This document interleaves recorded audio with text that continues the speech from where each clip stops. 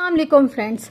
इस बार जब मैं बाजार गई ना तो मुझे ये वाले पैचेस ना वहाँ पर पड़े हुए नजर आए। जैसे अक्सर हम लोग बाजार जाते हैं तो पतारे वगैरह लगे होते हैं, उन पर ऐसे पैचेस पड़े होते हैं। जैसे ही मैंने देखा ना मेरा दिल किया कि बस इसको फटाफट से ले लिया जाए। वहाँ पर तो मैंने इसको गौर से देखा नहीं खोल के, उन्होंने ऐसे कहा कि बाजी ये इतने के, तो मैंने कहा ठीक है। तकरीबन 100 रुपये का ये दिया है और तकरीबन 150 का ये दिया है, टोटल मिला के 250 की हो गई लेस। और मैंने ये वाला पीस देखा था और ये वाला पीस नहीं देखा था।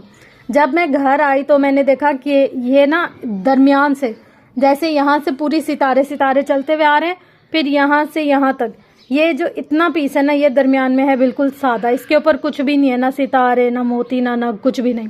फिर यहाँ से यहाँ तक जो है ना और ज़्यादा डिज़ाइनिंग आ रही है। अब मैं परेशान कि मैं तो इसको लेकर आई थी बड़े सूट पर लगाने के लिए, लेकिन ये तो बिल्कुल ही सादा सादा से और ये अच्छा नहीं लग रहा। पहले तो बहुत सोचा कुछ समझ में नहीं आया। फिर मैंने सोचा क्यों ना हम इसका बना लें एक बच्ची का सूट, क्योंकि बड़ों पे तो ये दामन वामन वगैरह कुछ भी पूरा नहीं हो रहा, आस्तीन भी पूरे नहीं हो रहे, पर मुश्किल बहुत, मतलब परेशान कर करके ये कपड़ा सेट हो रहा था। फिर मैंने क्या किया, इसके साथ कंट्रास्ट पर ले लिया ये पिंक। अच्छा, अब भी ना लाइट की वजह से आपको ये सही नहीं लग रहा, जब मैं आपको दूसरी यानी कि वाइट लाइट है ना तो इसमें इसके कलर पॉप अप होकर नहीं आ रहे, लेकिन मैं आपको इसकी येलो कलर की लाइट जलाकर जब दिखाऊंगी तो उसमें कलर कंट्रास्ट बिल्कुल अच्छा कम्बिनेशन पता चलेगा। अब यहाँ पर देखें, इसको हम करते हैं फ़िलहाल साइड में। और ये है हमारे पास लीलन का पीस। लीलन के पीस को मैंने प्रेस कर लिया है। यहाँ पर देखें 4 फोल्डिंग, 2 ये हैं 2 नीचे, 4 फोल्डिंग पर हमने फोल्ड कर दिए। और इस कपड़े से हम कितनी बच्ची का बनाएंगे सूट, ये है मेरे पास तकरीबन ये आ जाएगा 10 से 12 साल की बच्ची। 12 ना भी लगाएं हम तो 10 साल की बच्ची आराम से पहन लेती है। तो मैंने सोचा अपने फ्रेंड्स को इस 10-12 साल की बच्ची की नाप भी समझा दूंगी और उसके साथ साथ इसकी सिलाई भी बता दूंगी कि कैसे करते हैं। और अगर आपके पास कभी इस तरह की सिचुएशन आ जाए तो आप उसको कैसे हैंडल कर सकते हैं। मेरे हाथों को इग्नोर कीजिएगा, मेहंदी लगा लगा के ना सारे हाथों का बेड़ा गर्क हो गया। अब क्या मैं इस पर ब्लीच व्लीच करती और हाथों को साफ करके आती, तो मैंने सोचा जल्दी जल्दी आज की वीडियो रह ना जाए तो आप लोग के साथ शेयर की जाए। तो फ्रेंड्स, आपको मैंने लास्ट वीडियो में बताया था कि हम जब भी कोई कपड़ा सिलाई करते हैं तो सबसे पहले उसकी लेंथ लेते हैं। तो यहाँ पर हमारे पास है जो नाप, हम सबसे पहले उसकी लेंगे लेंथ। यहाँ से हमने इंची टेप रखा। आप इसको गले के दरमियान से यहाँ से नहीं रख सकते। आप इंची टेप कहाँ रखेंगे, ये देखिए, ये जो हमारा कंधा है ना, मतलब जहाँ से हमारा गला एंड हो रहा होता है और कंधा शुरू हो रहा होता है, यहाँ इस पॉइंट पर हम लोगों ने इंची टेप रखना है और फिर हम लोगों ने करनी है सिलाई। ठीक है, मतलब नाप हम लोगों ने लेनी है। कंधे की ये जो जगह होती है ना, इस जगह यहाँ पर हम लोगों ने रखकर नाप लेनी होती है। फिर हम इसकी सीध में ही इंची टेप रखेंगे, ऐसे बिल्कुल सीधा सीधा, और एंड तक हम इसको लेकर जाएंगे। वहाँ तक हमारे पास कितना आ रहा है, 33। इसकी जो टोटल लेंथ आ रही है ना हमारे पास, वो आ रही है 33। ठीक है, और उसके बाद हम लोग इसमें लेंगे, क्योंकि हमने इसके नीचे पैच लगाना है पट्टी, तो हम इसके अंदर 1 इंच एक्स्ट्रा रख रहे हैं, यानी कि आधा इंच नीचे का और आधा इंच ऊपर का। बस हम इसकी लेंथ कितनी लेंगे, 34 या 34.5, बस ये इनफ है, इससे ज़्यादा नहीं लेना। अच्छा, अब हम लोग अगर कपड़ा कटिंग कर रहे हैं कोई सा भी, तो सबसे पहले तो हम लोगों ने कपड़े को प्रेस करना है। प्रेस कर हम लोगों ने उस कपड़े को अच्छे तरीके से क्रीजें वगैरह बिठा लेने। क्रीज वगैरह बिठाने के बाद सबसे पहले ये जो एक्स्ट्रा एजेस है ना, उनको कट करके बराबर कर लेंगे। बराबर करके इस कपड़े को कर लेंगे क्लियर। यहाँ पर देखें, हमने इसको सारा कट कर लिया। कट करने के बाद हम लोगों ने इसकी सारे एजेस को जो ऊपर नीचे थे उनको सेट कर लिया है, पूरा लेवल कर लिया कपड़े का। ठीक है, उसके बाद हम लोगों ने यहाँ पर क्या करना है, नंबर 2 पे सबसे पहले हमने लेंथ ले ली, लेंथ का निशान लगा दिया। मैंने आपको बता दिया कि हमें कितनी चाहिए, इसकी लेंथ चाहिए 34.5। ये 34.5 पे मैंने निशान लगा दिया। यहाँ पर देखिए, आप लोग को नजर आ रहा है। अब हम आते हैं जी शोल्डर की तरफ, मतलब हम जो कटिंग करेंगे कंधे वगैरह की, वो कैसे करेंगे मैं आपको एक एक चीज डिटेल में बताऊंगी और समझाऊंगी। किसी भी कपड़े को सिलाई करने के लिए सबसे पहले हम लोगों ने उसकी लेंथ ले ली। लेंथ लेने के बाद हम क्या करेंगे, इसका दामन लेंगे, ताकि हमें पता तो चले कि हमारा कपड़ा कितना है। यहाँ पर हम लोगों ने खोल कर जब दामन लिया तो हमारे पास 17 आ रहा है। ठीक है, ये तो खोल कर आ रहा है ना, और जब हम इसकी नाप लेंगे तो हम कितनी रखेंगे, 17 को डबल करो आपस में, तो इसका 17 का हाफ कितना बनता है, 16 जो होता है वो 8, और 8 डबल करो तो 16 होता है, तो ये 8.5 बन रहा है। तो हम इसका दामन कितना रखेंगे, हमारे पास 8.5 तो आ रहे तैयार। अब हम जो शोल्डर चौक बनाते हैं ना, वो तकरीबन 1.5 इंच या 1 इंच के बनाते हैं। कुछ लोग बड़े बनाते हैं 1.5 इंच के, कुछ लोग 1 इंच के। अब ये आप पर डिपेंड करता है कि आपने बड़ा चौक बनाना है या छोटा। तो मैं यहाँ पर रख रही हूँ तकरीबन 10 इंच। ठीक है, मार्जिन तैयार हमारा आएगा 8.5 और हम लोग इसका मार्जिन कितना रखेंगे 1 इंच 1.5 इंच बढ़ाकर, तो कितना आएगा 10। देखिए हम लोग यहाँ पर जो कपड़ा है हमारे पास उसमें हम नाप करेंगे तो हमारे पास 10 बिल्कुल पूरा आ रहा है, तो हमें यहाँ पर मार्क करने की ज़रूरत नहीं है, मतलब हमारा ये बन सकता है।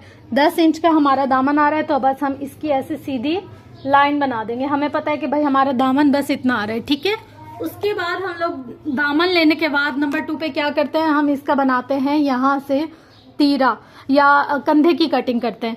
तो कंधे की कटिंग करने के लिए हम लोग क्या करेंगे, सबसे पहले हमारे पास ये जो कपड़ा है इसको हम लोगों ने सीधा रखना है।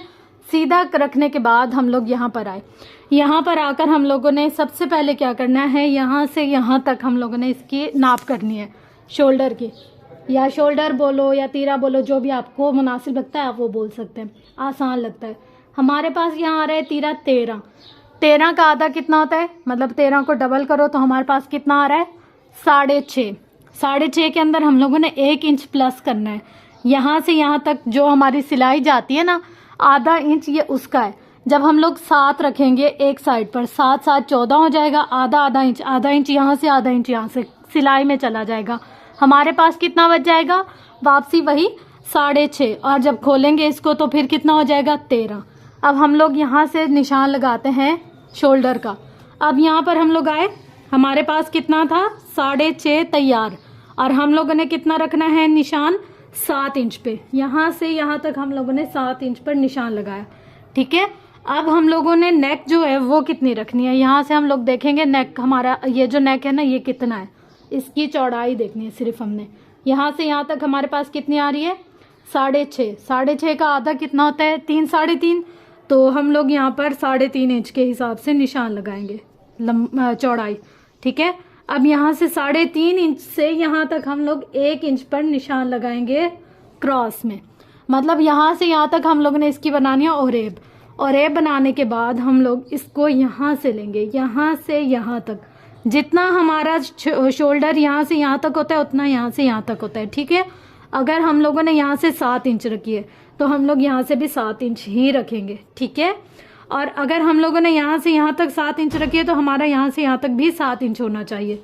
ठीक है, यहाँ से रखा यहाँ तक कितना होना चाहिए हमारा 7 इंच। यहाँ पर हम लोगों ने ऐसे लाइन चला दी। ठीक है, अब देखें यहाँ से भी नापा 7 इंच, यहाँ से भी नापा, हमारे पास 7 इंच ही होना चाहिए। अब हम लोग आ जाते हैं जी चेस्ट की तरफ। इसके बाद हमारे पास किस चीज़ की बारी आती है, चेस्ट की। तो हम लोग यहाँ पर चेस्ट की नाप करेंगे। चेस्ट हमारे पास कितनी है, यहाँ से रखा इंची टेप और यहाँ से यहाँ तक चेस्ट हमारे पास कितनी आ रही है 17। 17 का आधा करेंगे हम लोग, कितना है हमारे पास यहाँ से यहाँ तक 17 का आधा हमारे पास कितना आ रहा है 8.5। तो हम लोग यहाँ पर आएंगे और यहाँ इंची टेप रखेंगे 8.5 का पॉइंट, और यहाँ पर आकर हम लोग इसको ऐसे निशान लगा देंगे यूं। ठीक है, उसके बाद हम लोग ऐसे इसका बॉक्स बना देंगे। बॉक्स बनाने के बाद अब ये जो बॉक्स का ये पॉइंट है ना, यहाँ से हम लोगों ने 1 इंच का निशान लगाना है। इस पॉइंट से 1 इंच ऊपर का निशान लगाना है 90 के एंगल पे। 90 के एंगल पर रखने के बाद हम लोगों ने यहाँ से इसको ऐसे पूरा राउंड कर देना है। ठीक है, ये राउंड इसके साथ हमने मिला दिया, यानी कि यहाँ से हम लोग ऐसे राउंड करते आएंगे फिर मिला देंगे। थोड़ा सा यहाँ से ऊपर रखना है, बिल्कुल ऐसे नीचे नहीं लेकर जाना। ठीक है, अच्छा, अब यहाँ हमारा जो निशान हो गया है, इसके बाद हम लोग आएंगे इसके चौक की तरफ कि हमारे पास चौक कितने। अमूमन हम लोग रखते हैं 13-14 इंच। तो ये क्योंकि जो नाप है हमारे पास वो रेडीमेड है, तो हम इसके अकॉर्डिंग नहीं चलेंगे, हम अपने अकॉर्डिंग चलेंगे।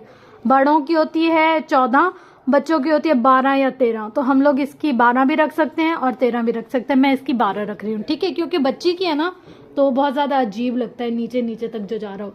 यहाँ से यहाँ तक हम लोगों ने 12 का निशान लगा दिया। अब 12 का आधा कितना आता है 6, यहाँ पर हम लोगों ने 6 पर निशान लगा दिया। ठीक है, उसके बाद अब अगर हमारे पास यहाँ आ रहा है 8.5, तो हमारे पास यहाँ कितना आएगा 7.5। मतलब कमर जो होती है ना वो तकरीबन 1 इंच कम होती है। अब हम यहाँ पर 8 भी लगा सकते हैं, क्योंकि ये बच्ची है, बच्ची की बॉडी शेप इतनी डेवलप नहीं होती।